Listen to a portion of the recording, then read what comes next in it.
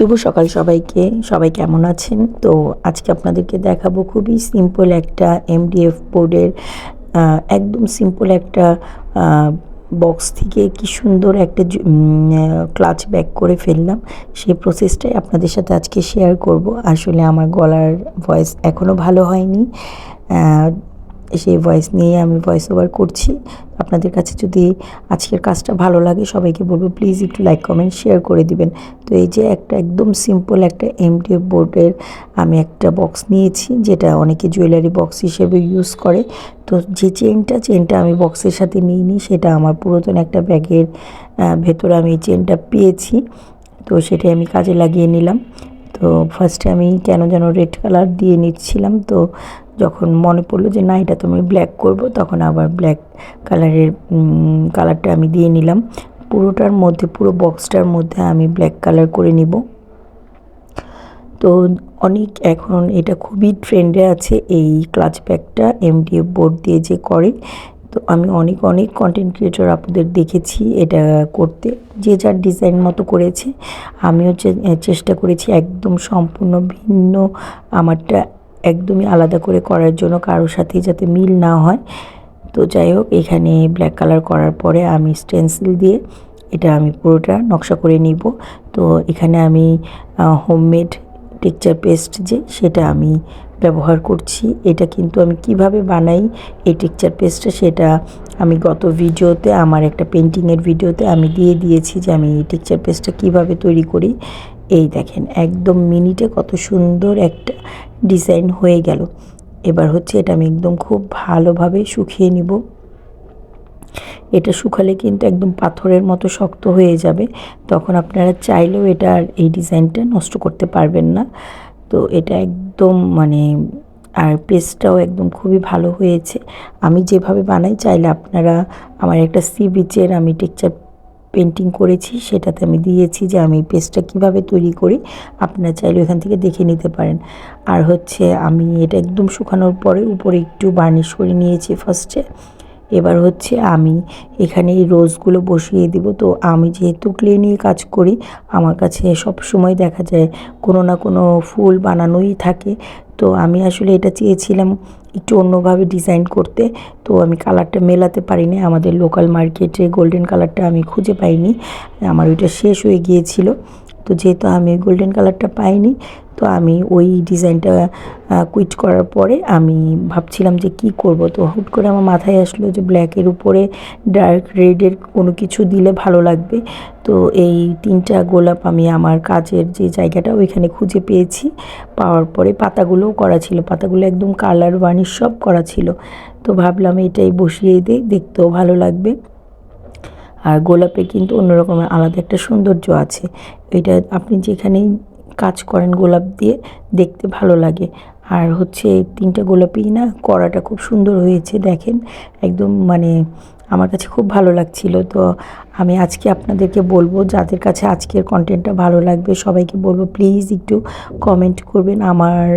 একে তো আমার পেজের অবস্থা খুবই একদম 12টা বেজে গেছে, জানি না কারো কাছে পৌঁছায় কি না আমার কন্টেন্ট, কারণ একদমই ভিউ নেই এখন।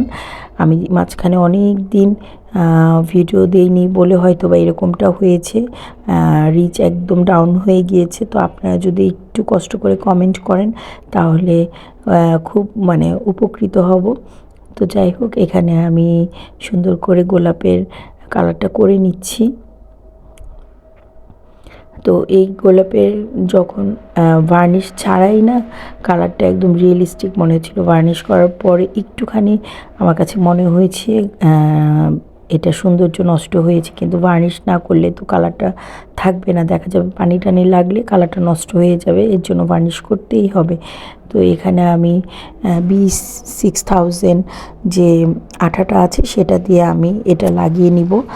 তো আমি আমার শেপ মতো পাতা আর গোলাপগুলো লাগিয়ে নিচ্ছি। তো ডিজাইনটা কেমন হয়েছে সবাইকে প্লিজ বলবো একটু কমেন্ট করে জানাবেন। আপনাদের ভালো লাগলে পরবর্তীতে হয়তো বা এই ধরনের কাজ আরও করতে পারি। আবার কেউ যদি এই ধরনের ব্যাগগুলো অর্ডার করতে চান, চাইলে আমাদের পেজে নক করতে পারেন, ডিজাইন বলে দিলেও আমি করে দিতে পারবো। তো সব কিছু মিলিয়ে আমার কাছে এই ক্লাচ ব্যাগটা খুবই ভালো লেগেছে। আমার একটা কালো ব্যাগেরও খুব দরকার ছিল, পার্টি ব্যাগের। তো এটা হয়তো বা পরবর্তীতে খুব ভালো কাজে লাগবে আমার, কারণ হচ্ছে এটা শাড়ির সাথে নেওয়ার পরে খুবই সুন্দর লাগছিল দেখতে। একদিন হয়তো বা আপনাদেরকে এটা নিয়ে দেখাবো আমি যে কেমন লাগে। তো এই যে সুন্দর মতো আমি সবগুলো ফ্লাওয়ার এখানে সেট করে নিচ্ছিলাম। আমি এখানে B6000 যে আঠাটা আছে সেটা ইউজ করেছি, কারণ এটা একদম আপনার লোহার মতো আটকে যাবে শুকানোর পরে, আর এটা তাড়াতাড়িও শুকায়। এই কারণে আমি এই আঠাটাই ইউজ করলাম। তো আমার কাজটা মোটামুটি এখন কমপ্লিট। তো এটা যখন একদম শুকিয়ে যাবে আঠাটা, তখন আমি পুরো বক্সটা ভার্নিশ করে নিব, কারণ ভার্নিশ না করলে যেহেতু MDF বোর্ড, এখানে ফাঙ্গাস পড়তে পারে। আমার এখানে ইচ্ছা ছিল আমি যে কি বলে এটাকে, ভার্নিশ স্প্রে যেটা, সেই স্প্রেটা ইউজ করতে, কারণ হচ্ছে তাহলে কালারটা একদম পারফেক্ট থাকবে। তো আমার লোকাল মার্কেটে যে আমার মামাটা আমাকে এই ভার্নিশ টার্নিশ এনে দেয়, সে এবার আনতে পারে নাই, কারণ হচ্ছে সে মার্কেটে ওইটা আউট অফ মার্কেট ছিল, এনে দিতে পারে নাই বলে সেও আমাকে দিতে পারে নাই। তো ভার্নিশ স্প্রেটাও আমার শেষ হয়ে গিয়েছে। এর জন্য আমি মনমাটির যে স্প্রেটা আছে, কি বলে কালার মিডিয়ামটা, সেটা দিয়ে নিচ্ছি। হয়তোবা পরবর্তীতে স্প্রেটা আবার যখন হাতে আসবে ওইটা একটা কোট দিয়ে নিব, এতে করে কালারটা আরও পোক্ত হবে, এটা ভালো হবে দেখতে। এবং কালারটা যদি ভার্নিশ করার পরে কিন্তু এটা আলাদা একটা গ্লসি একটা ভাব চলে আসবে, দেখতে ভালো লাগবে। আমি পুরোটা যেহেতু ব্ল্যাক কালার করেছি, এর জন্য আমি পুরোটার মধ্যেই এখানে আমি ভার্নিশ করে নিচ্ছি। আমি ভেতরেও ভার্নিশ করে নিচ্ছি, এতে করে ভেতরে ফাঙ্গাস পড়বে না। আমি পরবর্তীতে ভেতরে ব্ল্যাক কালারের কাপড় লাগিয়ে নিব, এতে করে হবে কি, কখনো যদি ব্যাগটা ইউজ করা হয় সেক্ষেত্রে মোবাইল টোবাইল রাখলেও নষ্ট হবে না।